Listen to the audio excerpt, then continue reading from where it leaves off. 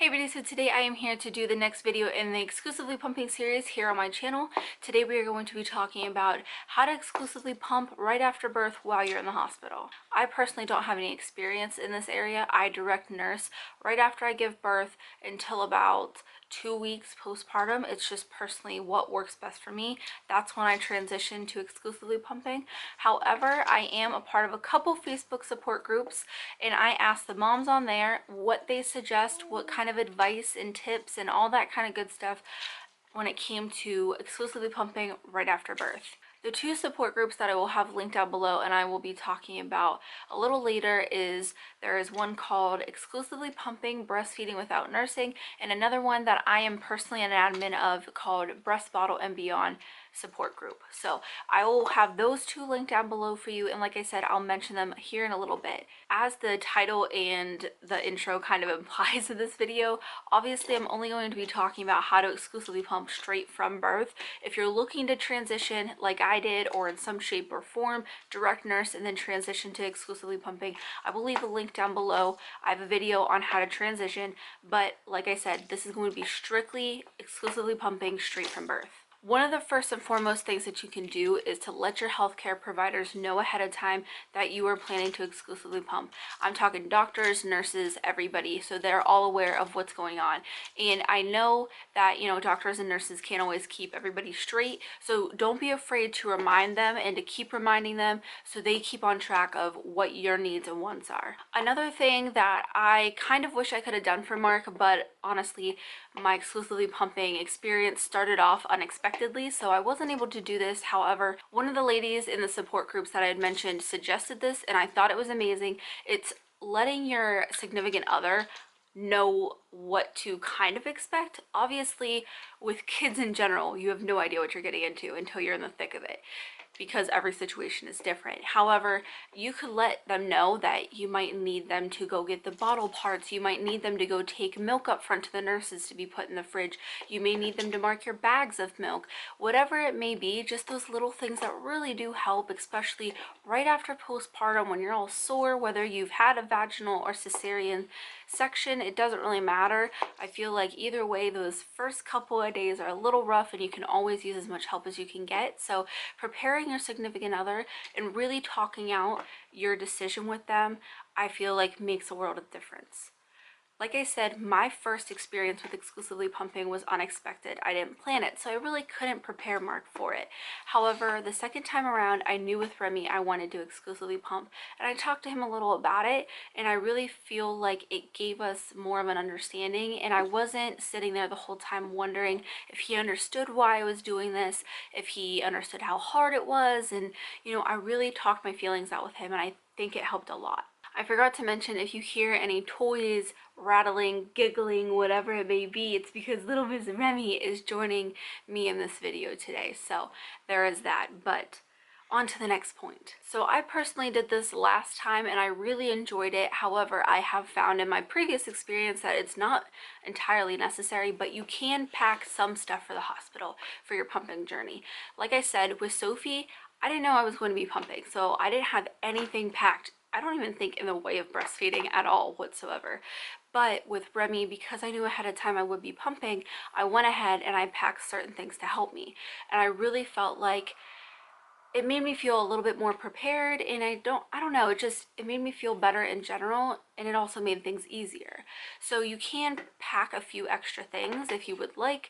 However, most hospitals are going to be generally able to provide you with whatever you may need. I do have a video where I show what I took to the hospital, so I will have that link down below for you guys if you're interested. I think it's incredibly helpful to join a few support groups before you deliver. Now, I say a few, you can join as many as you want. I really feel like there's no such thing as too much research, too much, knowledge or anything like that. So I really, really love it. I'm the type of person who thrives on, if I understand it better, I feel better about it. So I really do recommend that. And not only just the understanding aspect of it, but also there's a huge learning curve with exclusively pumping, and a lot of times it's discouraging because there's so many little details that you have to get right, and there's also a bunch of little details of finding what works for you personally, because what works for one mom won't work for the next. So there is that big learning curve, and like I said, it can just kind of weigh you down. It can feel overwhelming and discouraging. So being in those support groups with moms who understand you and understand your decision, it really can help you bring you back up to the place you need to be. So as for those two support groups that I talked about earlier, the first one is exclusively pumping Breastfeeding Without Nursing, and they are strictly for exclusive pumpers. Now the second one I am personally an admin of, and it is called Breast Bottle and Beyond Support Group, and we do allow nursing pictures and photos. So just be aware if you do join BBB that that will be something that you might see. So keep that in mind. Join whatever one you're comfortable with. Obviously, I think they're both really great. They both have a ton of knowledge, especially when it comes to exclusively pumping. Like I said, I just think they're a really great tool, whether it be knowledge or support. Okay, so fast forward, you've just given birth, you're ready to start pumping, you need to know what to do. The first things first is you want to ask for a pump as soon as you're able to. Whether you have a vaginal delivery and you can ask a nurse right then and there to go get you a pump, do that. Or if you have a cesarean section, just make sure that you are telling your nurses beforehand that you want one, but also remind them when you're in recovery that you need a breast pump ASAP. And that way you can get pumping obviously as soon as possible. You also want to go ahead and get your flange size. Now this is going to change with anybody. You're a little swollen from birth, and that's totally normal. So your nipples are really no different in the way of being swollen, so your size may go down, it may fluctuate. It's totally normal to vary in flange size throughout your pumping journey and for it to change. So I would recommend right off the bat just making sure you have the right one for that time frame. So at first you're probably not going to get anything at all, which is totally normal. At first you want to pump for about 5-10 minutes. If you're getting nothing or even droplets, I would say keep pumping for about 5 to 10 minutes. The first milk that you get is colostrum. Colostrum is a lot thicker than the milk you're going to eventually start making, so it may be easier to hand express. If you're able to do that, I would definitely recommend it. It also is going to be easier in your nipples. I kind of touched on this just a few seconds ago, but you're not going to make a ton at first. It's completely normal. I shouldn't even say that. You're not going to make like close to anything at first, but that's entirely normal. If you look up pictures on the internet, the size of what a newborn's like day they're born, what their stomach size is, and what it is progressing in the days after, it's not large, and they don't need a ton of milk. So you don't need to make this mass amount of milk either. I know it's really easy to get caught up in seeing all these pictures of these huge stashes or these huge pump sessions and these bottles filled to the brim with milk. It's very easy to get caught up in that. It's not normal, and it's not really ideal to have all that much at the beginning. So when you're making just a that tiny little bit of amount, any amount of breast milk is amazing in the first place. So just keep up the hard work and know that you're doing amazing. I know it may be a little discouraging to know how often you're pumping and to see such little output, but definitely just stick to your pump schedule regardless of how little you make. And also with that, it can take several days for your milk to come in. However, if you start to become concerned because it hasn't seemed like it's came in, definitely talk to an LC, talk to your OB, and your OB may be able to write a script for a hospital grade pump, which may help you. So once your milk finally does come in, you're going to want to pump until you are empty, plus maybe 5 minutes. It really kind of depends.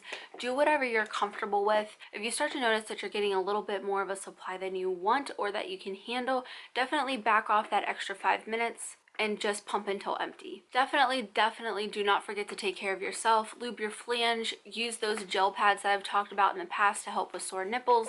Use Apno if you have cracked or bleeding or blistered nipples or anything like that.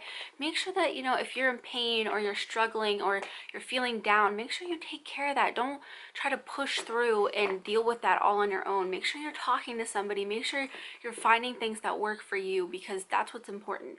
At the end of the day, kids also need a healthy and happy mom, so keep that in mind. I will say, if you do have cracked or bleeding nipples while you're pumping, definitely go get your flange sized if you haven't already. Go talk to an LC, because you shouldn't be having cracked and bleeding nipples while pumping. Now, I have had questions in the past of, well, what do I do until my milk comes in? How do I feed baby? And there's a few different ways you can go about this. There are some women who get the green light to go ahead and pump a week or so before their due date. They can collect that milk in syringes, freeze it, and then take it in a cooler bag to the hospital with them and feed baby that milk. Now, not everybody is going to fit in that category. Some people are going to fit in that category, some people people aren't. But you could also look into donor milk if you're interested in keeping what you want to give baby breast milk. There is human milk for human babies, and the 4 in that is actually the number 4. I'll try to display the names down here so you guys can write them correctly and understand what I'm saying. And then there's also Eats on Feets. Now both of these I think are kind of like nationwide pages, or however you want to word that, and there are more specific state pages for each of those groups. So if you're interested in that, I would look at your state page and look into getting donor milk that way, and that way you can have a little bit for baby. If you do plan on using donor milk, I would just take a few bags with you to the hospital frozen, and then the hospital should have bottles and nipples and stuff like that to feed with. And obviously there's formula, which your hospital should already have for you, so you can use any of those options. Just know that a fed baby is the goal. Also, the reason I tell you to join that support group is because about 3 hours after postpartum, you're gonna have a ton of questions. I had a ton of questions just baby wise, and especially when it came to nursing and everything. I wish I had had a support group back then because I've been all over it. So don't be afraid to jump on your support group page, message an admin, see if you can get one-on-one help, whatever it may be.